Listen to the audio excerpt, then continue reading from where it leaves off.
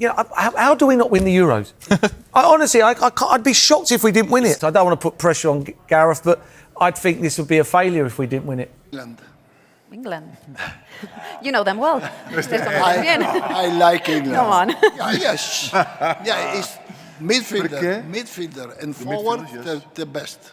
France have got probably 2 players that would get in our team. No, Germany, no. I can't. No, sorry, Gareth, we win it.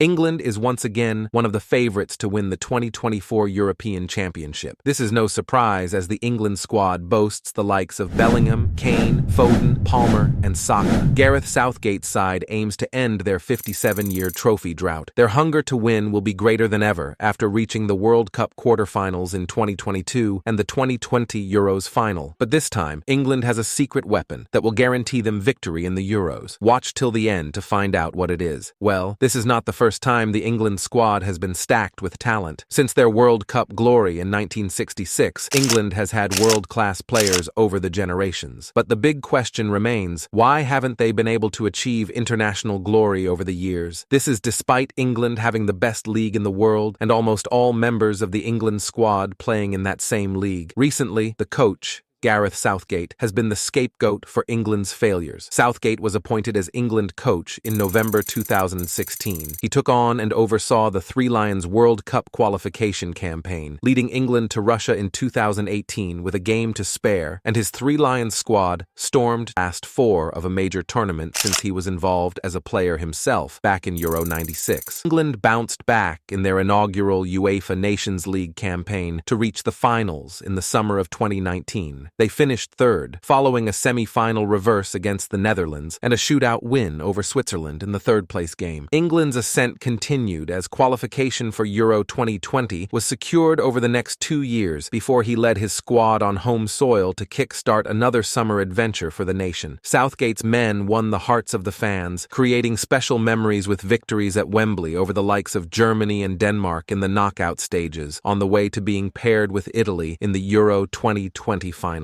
Sadly, it wasn't to be for Southgate and his team, as they were held to a 1-1 draw over 120 minutes before Italy won the title after a heartbreaking shootout. After the Euros, England qualified for the 2022 World Cup in Qatar. In my opinion, Southgate has done pretty well in the job. So, why has he been getting the stick from fans? Some fans have pointed out that Southgate likes to play defensive football which limits or fails to unleash England's deadly attack. They have pointed out the fact Southgate had been selecting fewer attackers compared to the midfielders or the defenders for his squad. Southgate has also selected a formation with 5 defenders popularly known as the back 5 system. This has come under heavy criticism because England boasts a lot of attackers, but the coach was putting more defenders on the pitch. The coach was not utilizing the attacking talent at his disposal, and the team was not scoring as much as it was expected. The fans were also not happy when England played other big teams, since Southgate's approach was defensive and they were dominated in these games, and yet they had the firepower to go head-to-head with the likes of France. Another reason Southgate got the stick from the fans is the perception that Southgate had favorite players. Certain players never missed an England call-up despite their poor form, the likes of Henderson, Maguire, Sterling, and Rashford. Football tournaments are always about 7 games if you reach the final. The coach was selecting players who needed time to hit form while there was no time to do that. They wanted players who were in red-hot form and high in confidence, who would perform right away and be decisive for the team. Southgate's contract expires in December, and he has refused to confirm that he will stay beyond the Euro 2024. Therefore, this might be his last attempt to win silverware with England. Maybe this is the reason he has decided to change his strategy. Southgate seems to have ditched the back 5 system for good. Southgate played with a back 5 in the 2020 Euros against Italy, but since then he has discarded it. He has also called up a good number of attackers, as evident in his England squad for the Euro 2024, and it's not only that. Southgate's selection this time has very few questions, if any, about it. He has left out Henderson, Sterling, Rashford, Mount, Maguire, and Grealish, either through performance or fitness concerns. He has picked players who are in form. Despite Bayern Munich's up-and-down season, Harry himself has been in consistent goal-scoring form, but it's not just Kane. England have a lot of other players who are also in great form. Bukayo Saka, the 22-year-old Arsenal winger, has been in fantastic form with 30 34 goal contributions in all competitions. Now, Bukayo Saka has a lot to prove in the 2024 championships, as he was one of the 3 players who missed their penalties in the unfortunate final loss against Italy in 2020, so he'll be looking to make things right this year. Of course, we have to mention Jude Bellingham, potentially the key to England's success in this Euros, and who knows, even the next decade's international tournaments. The 20-year-old Real Madrid youngster has just had his best ever season. He was named La Liga Player of the Year after scoring 19 goals and providing 6 assists. In the Champions League, he recorded 4 goals and 5 assists. Currently, the bookies have Vinicius Jr. and Jude Bellingham as the players most likely to win the prestigious Ballon d'Or. Next up is Phil Foden, the Premier League Player of the Season. Foden has taken the world by storm with his exceptional displays. He got 39 goals and assists in all competitions. He has struggled for consistency with his numbers in the last couple of seasons, partly due to his playing time and not being a guaranteed starter. However, this season Phil has cemented his place in Pep's starting lineup and has been exceptional. The Manchester player is simply in the best form of his career and one of the best players in the world. Then there is also the 19-year-old English sensation, Kobbie Mainoo, who's been making waves. Kobbie is a Man United midfielder who's risen through the United youth ranks to become one of the best teenagers in the world. Last season, Kobbie demonstrated just how good he is in the matches he's played for Man U. Another English youngster in beautiful form, of course, is Cole Palmer. However, it is unlikely he'll start. I mean, maybe you think he should, but how would you fit him in? Let us know in the comments section below. Now then, on to a controversial one between the sticks. Now, Jordan Pickford is in fine form. He's had the 3rd most clean sheets in the league. While facing a lot of shots and making a lot of saves, he's a leader at the back for both club and country, and is a reliable goalkeeper who can be counted on in the big moments. Lastly, Declan Rice is another perhaps underrated player for England just because of the attacking talent on display, but he'll provide England with security and stability at the back, protecting the back 4, which many think is where England is lacking. The biggest beneficiary of Rice's ability is likely Jude Bellingham, who will have a license to get forward and attack the box while Rice is holding. But that is not their secret weapon. England's secret weapon is their good penalty takers. In tournament football, penalties are an important part of the game, and it decides who proceeds to the next round or who wins the entire thing. There is a widely known joke that England is bad at penalties. At major tournaments, it has been the direct cause for an early exit on 7 occasions, with just 3 wins via spot kicks since the first shootout in 1990. This is the same exact reason they didn't win the last edition of the Euros. But this year, they have good penalty takers. Saka himself, who missed one in the 2020 Euros final, has not missed a spot kick this season. Then there is Cole Palmer, Harry Kane, Ivan Toney, Jude Bellingham, and Trent Alexander-Arnold. Not forgetting Pickford is in form and has saved some penalties for England in the past. If it goes down to penalties, England has the secret weapon to win it. What are your thoughts? Do you think England will win the Euros? Let us know in the comments section. Make sure to hit the subscribe button for more football content.